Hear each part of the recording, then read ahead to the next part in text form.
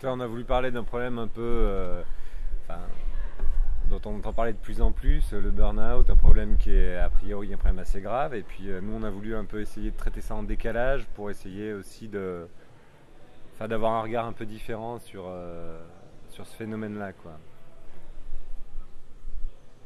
C'est tout à fait ça.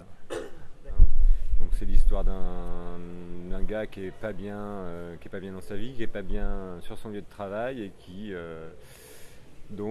pratique l'apnée sur Excel et qui va atteindre le fond du tableur en fait.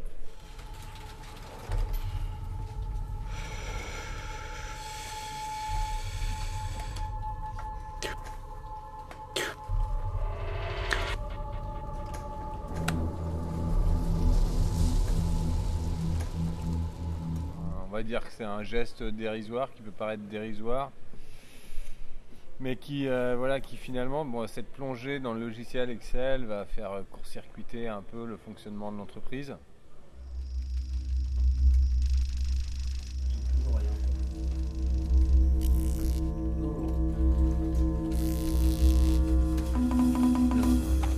Qu'est-ce que tu me fais là? Putain! Donc voilà, c'était presque comment dire, un acte libératoire en fait. Donc voilà, on est parti un petit peu de ce postulat-là, mais sans que ce soit non plus tragique. C'est-à-dire qu'on a pris ça sur le ton de la rigolade plutôt. Et bien donc à la base, c'est le comédien, l'acteur principal Sébastien Saint-Martin qui a eu cette idée-là. C'est-à-dire qu'il a lui-même pratiqué l'apnée numérique dans une entreprise où il était en stage, je crois. Il s'embêtait un peu, et donc voilà, il s'amusait là-dessus. Donc on est parti de ce postulat. Et après plusieurs versions de scénario, on s'est fixé sur la 11e version, je crois. Et puis on a trouvé un producteur, Jean-Marc Dunel, voilà, qui nous a aidé à financer le film.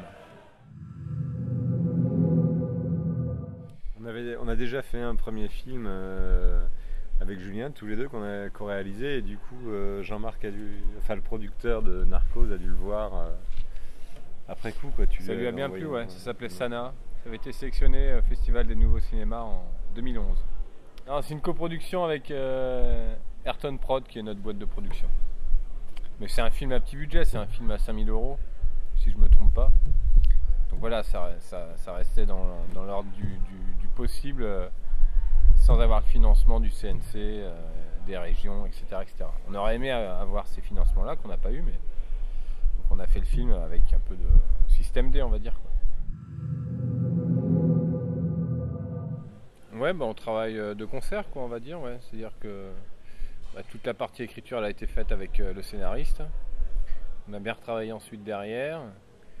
Ensuite, toute la partie en amont, préparation du tournage, on va dire que c'est plutôt ma partie. Le jour du tournage, concrètement, moi je cadre, je filme. Seb est derrière en sachant que lui fait le montage, donc il essaye d'avoir un peu de recul par rapport à ce qu'on tourne. Et puis une fois qu'on a tourné, Seb récupère toutes les images et puis monte le film, quoi. Et on fait le point régulièrement sur le montage pour essayer d'avancer et être au plus juste possible, en fait. Ouais. C'est un peu notre fonctionnement, ça marche pas trop mal a priori. D'affinité cinématographique en commun, on va dire, je pense. Après, est-ce qu'on s'est inspiré d'un réalisateur en particulier? Je crois pas, justement, on essaye de trouver notre...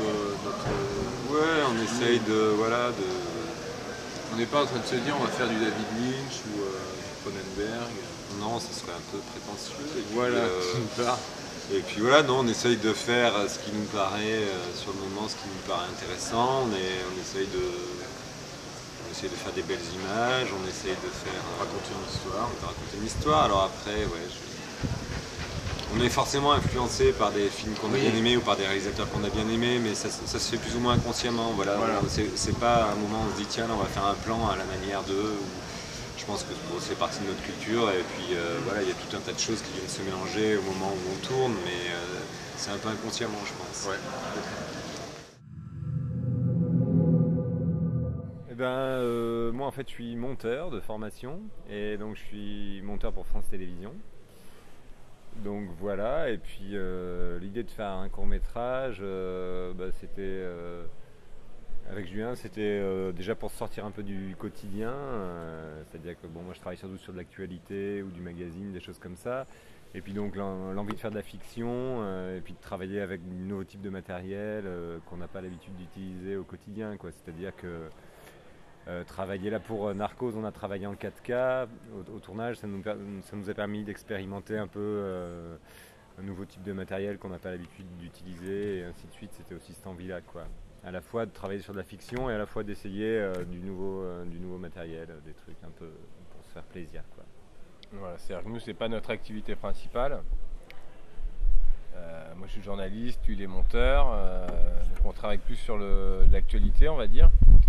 Mais donc, on se fait plaisir à côté de notre travail avec des projets de fiction qu'on réussit à faire financer ou pas. Voilà, mais on va dire que c'est notre deuxième fiction. Et à côté de ça, on fait du clip.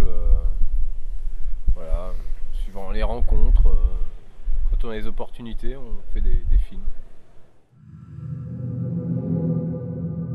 On espère en faire d'autres, bien sûr. Je pense qu'on restera sur des formats court-métrage. On ne va pas spécialement se lancer dans des choses plus longues parce qu'on a déjà du boulot à côté et que ça serait trop chronophage de se lancer dans des longs métrages ou des choses comme ça.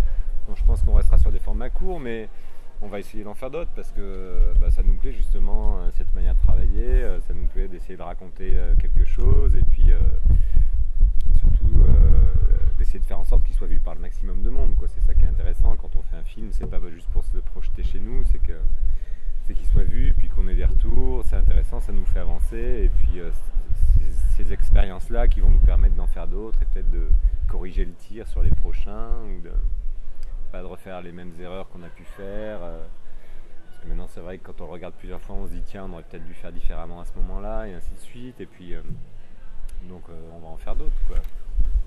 Ouais.